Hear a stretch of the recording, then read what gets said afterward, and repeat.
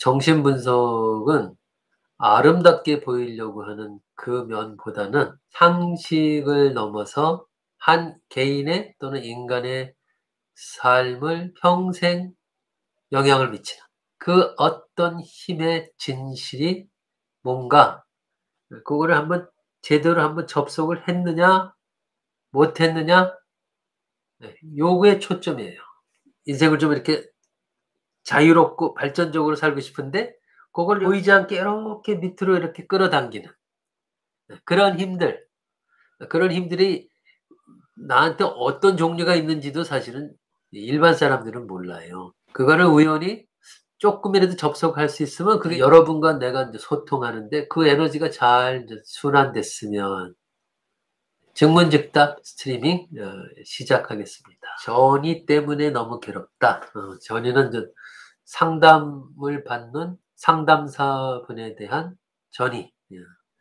처음에는 존경하고 이상화하는 그런 전이 느낌이었었는데 이제 분석 관계를 이렇게 하다 보니까 이제 무의식에 이렇게 감정이 올라온 거죠. 그 감정이 그분을 사랑하고 좋아하는 그런 감정으로 그 변해서 괴롭다. 와. 계속 생각나고 보고 싶고 가까이 갈 수도 없고. 와. 아주 편안하게 표현을 잘해 줬네. 시간이 지나면 나아질까요? 자, 이게 질문인 거군요. 혼자 사랑하고 뭐 그 대상한테 다가가기 어려운 혼자 외롭고 괜히 더 쓸쓸해요. 마치 짝사랑하는 사람의 느낌이네. 그래도 짝사랑하는 그 느낌이 괴롭긴 하지만 건조하거나 메마르거나 뭐 이런 건 아니잖아요 그래도. 안에 그래도 어떤 진한 감정이 이렇게 있는 거잖아요. 예. 그 외롭다는 표현하고 쓸쓸하다는 표현을 해도 또 다른 한편에는 어떤 대상에 대한 사랑 감정도 남아 있고 좋아하는 마음도 남아 있죠. 자, 사람의 마음이 그런 거예요. 엄청 좋은데 좋긴 한데 그게 현실에서 만족될 수 없으니까 괴롭다, 외롭고 그 전이 감정은 정신분석 상담할 때만 일어나는 게 아니라 정신분석 수업 클래스에서도 일어나요. 이게 지금 표현하시는 분의 그 마음이 그냥 이렇게 그냥 여러 가지 기억의 흔적들을 통해서 이렇게 잘 들어와요. 자, 너무 힘든 순간엔 분석가가 그 전이 감정을 직접 다루어 주시는 게 적합한 관계 방식이에요. 그 분석가한테 분석 상담 관계에서 자신이 뭔가 개선하고 싶은 목표가 있어서 인제 분석을 하잖아요. 그랬을 때 그 전이 감정이 혹여 내가 속에 있는 뭔가를 너무 자유롭고 방만하게 이렇게 그냥 표현을 하게 돼서 저 분석가가 나한테 뭔가 부정적 시각을 갖게 되면 어떡하지? 나를 되게 멋있고 좋게 봐야 될 텐데 이렇게 신경 쓰여 가지고 분석은 정말 이렇게 속에 있는 걸 이렇게 있는 그대로 분석의 규칙은 아주 단순해요. 내 마음속에서 일어나는 어떤 것을 불교에서는 번뇌망상이라고 그러고 뭐 기독교에서는 그 죄와 연관된 무엇이라고 하고 뭐 그러는데 그냥 표현하는 거예요 이렇게 쫙. 그럼 정신분석가는 도덕적 평가를 안 하거든요. 그런데 지금 얘기하는 그 사랑하고 싶고 좋아하고 싶은 그 전이 감정이 정신분석을 할 때 그 내가 목표로 했던 내 마음속에 어떤 뭉쳐 있는 그래갖고 내 삶을 뭔가 이렇게 앞으로 나아가지 못하게 암암리에 끌어당기는 그 힘을 내가 제대로 끄집어내서 소화를 해서 내가 좀 더 주체적인 삶을 이제 살 수 있게 되는 거. 뭐 그런 쪽으로 이제 가야 되는데 그 분석가한테 좋게 보일 만한 그런 것에 신경을 쓰여서 최초의 정신분석적 관계에서 그 권장되는 내면 세계를 있는 그대로 표현하는 게 방해를 자주 받거나 이거 좋아하는 그 관계 속으로 만들려고 노력하게 되거나 상대방한테 좋은 것만 보여주려고 하거나 그러면 이제 분석 상담 관계가 본래의 목적에서 인제 다른 쪽으로 이렇게 가게 돼요. 그걸 정신 분석에서는 이거 저항이라고 그래요. 어. 전이와 연관된 전이 저항이라고 그래요. 그게 이제 치료를 앞으로 이렇게 발전적으로 나아가게 하는 것을 방해하는 어떤 힘이 내면에 생겼다라고 인제 이렇게 보거든요. 그런 상황이 되면 이제 분석가가 전의를 다뤄줄 거예요. 어. 네. 혹시 요 분석가에 대해서나 또 분석 요 환경에 대해서 불편한 게 있으면 그냥 "편안하게 표현해 봐요." 이렇게 인제 이렇게 얘기를 해요. 그때 표현해도 돼요. 분석가에 대해서 뭐 그렇게 좋아하는 마음 때문에 지금 마음이 쓸쓸하고 뭐 이렇게 힘들고 그렇다는 말을 해도 돼요. 있는 그대로 해도 돼요. 음. 있는 그대로 해서 어떤 일이 벌어질까 예측 불허죠. 어. 정신 분석에서는 뻔한다는 게 없어요. 사람 관계에서는 뻔하다 그건 가치로운 관계도 아니에요. 그럴 때 나도 모르게 뭔가 예상했던 것하고 다르면서도 '이렇게 반응 하면서 내 안에 내가 걱정하는 그런 양태로 가지 않고 그러니까 지금 좋은 관계가 안 좋은 관계로 변하지도 않으면서 나한테 뭔가 새로운 자극을 이렇게 주는 그런 경험을 하게 되면은 '어 저걸 또 저런 식으로 나를 위해서 이런 식으로 또 반응을 해 주시네.' 이런 경험을 하게 되면은 '아 그렇지. 내가 이 분석을 받고자 했을 때 내 목표와 동기가 이거였지. 그래. 일단 주위 좋아하는 마음은 좋아하는 마음이고 이것부터 좀 잘 돼서 정말 좋아하면은 내가 잘 되는 거를 저분도 좋아할 테니까.' 분석의 최초 목적적으로 이렇게 인제 가게 되는 그 과정이 인제 이렇게 가게 되는데 그 과정에서 그걸 혼자서만 계속 갖고 있으면은 분석에 방해될 정도면은 표현하는 게 나아요. 어. 그리고 그 전이라고 하는 게 내 내면에서 일어난 내 인생에 과거에 겪었던 어떤 강렬했던 내 인생의 중요한 대상 주로 인전 평생 영향을 미칠 정도의 중요한 대상은 누군가한테 한없이 의지하고 싶고 한없이 보호받고 싶고 여러 가지 좋은 걸 받고 싶고 예. 아직 내가 힘이 강하지 않은 그 시절. 그 시절에 되게 상처도 많이 받고 아주 좋은 경험도 하고 이런 일이 일어나잖아요. 내가 가진 게 많고 내가 뭐 갖춰진 게 많고 내가 지금 뭐 부족한 게 별로 없고 이런 상황에서는 그렇게 뭐 나 아닌 타인에 대해서 평생 동안 못 잊어 이런 경우는 드물잖아요. 갈구하는 일도 드물고. 내가 가장 의존적이고 뭔가 중요한 대상을 좋은 대상을 만났을 때 내 인생이 엄청 영향을 많이 받은 그 시절. 그 시절에 누군가에 대해서 사랑받고 싶고 사랑하고 싶고 하는 그 감정이 정신 분석을 하다 보면 이제 정신이 이렇게 퇴행이라고 하는 게 일어나요. 퇴행. 음.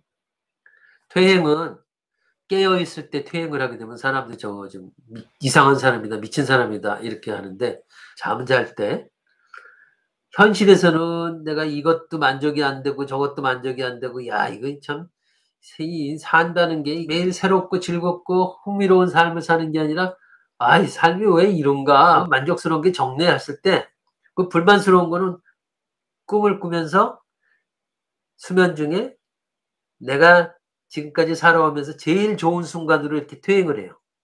그래 가지고 꿈속에서 제일 좋았던 순간에 경험했던 거를 다시 경험을 하고 싶어 하는 그런 욕구가 인제 있어요.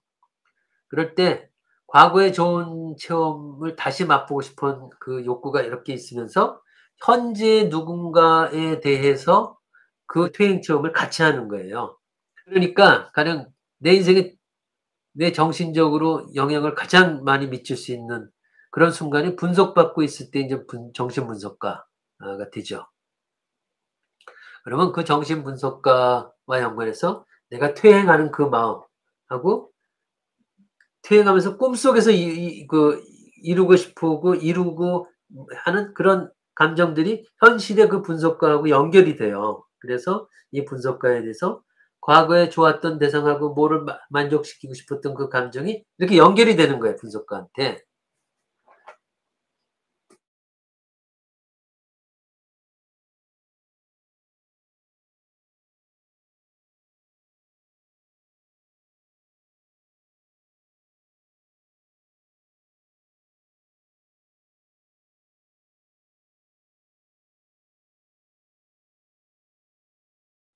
그래서 나를 위해서 뭔가 관심을 이렇게 쏟고 정성을 들이고 나를 위해서 뭔가 해 주려고 이렇게 노력하는 것 같고 되게 좋은 면이 많은 것 같은 분석가에 대해서 예전에 내가 내 인생에 중요했던 그 대상하고 나누었던 그 좋은 관계, 그 관계를 그 분석가하고 또 하고 싶어 하는 그런 욕구가 이렇게 올라오는 거예요. 그 퇴행이 정신분석 치료에 상당히 중요해요, 그리고. 그래서 그 전이 환상은 일종의 이제 퇴행과 연관돼서 일어나는 자연스러운 현상이에요. 그 정신분석 치료를 위해서는 적절한 퇴행이 이루어져야 되고 거기서 나타나는 게 전이 현상이다. 그랬을 때 전이 감정 그거는 과거 중요한 시절에 어떤 분하고 얽혀 있던 복잡한 어떤 감정 덩어리나 또는 복잡한 뭔가를 이렇게 풀어 헤치려고 하면은 반드시 일어나게 되는 어떤 감정이다. 어. 근데 그 감정이 되게 소중한 거죠. 그래서 내 안에도 누군가한테 이렇게 강한 열정적인 좋아함을 이렇게 가지고 있는 이런 사랑 감정이 있구나. 누군가를 좋아하고 사랑한다는 건 되게 긍정적인 감정이에요. 부정적 전이가 일어나면은 온갖 독소를 퍼붓고 막 파괴 욕구도 막 일어나고 분노도 일어나고 그런 것도 있는데 사랑 감정 전이는 적절하면은 인생의 활력소도 되고 괜찮아요. 근데 그게 너무 심해서 분석에 방해만 안 된다면 괜찮아요. 어.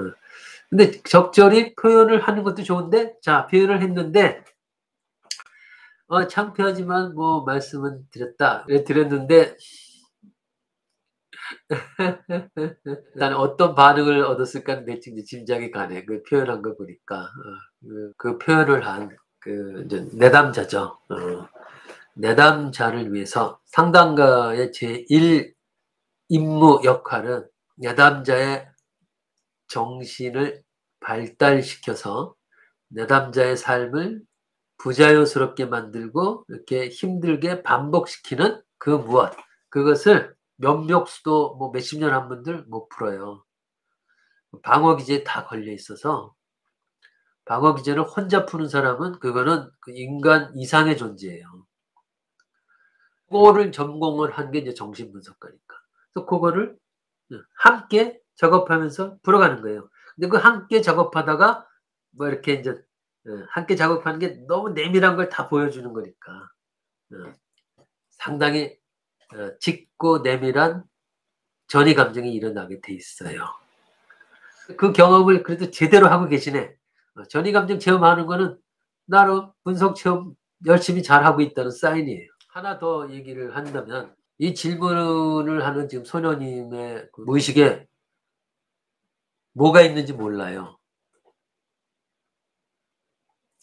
그게 무슨 말이냐면 내가 분석가한테 사랑하는 마음이 일어나고 좋아하는 마음이 일어나고 이런 거를 가령 되게 인전 내밀한 안전하고 그런 그 분석 공간에서 이렇게 분석가한테 얘기하는 건 되게 독특한 순간이잖아요.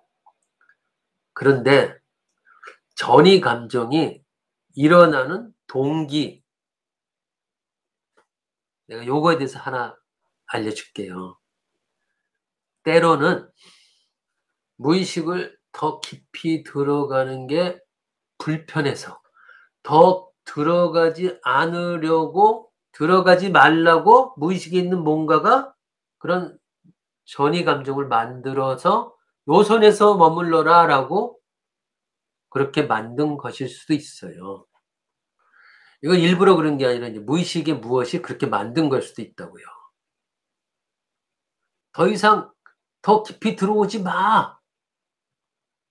그냥 이 전이 감정으로 만나고 안 되면 거기서 끝내 분석 관계. 응. 그렇게 만드는 거예요. 그 고통스러운 관계 여기서 끝내 더 깊이 들어가려고 하지 마. 무의식이 그렇게 만드는 거예요.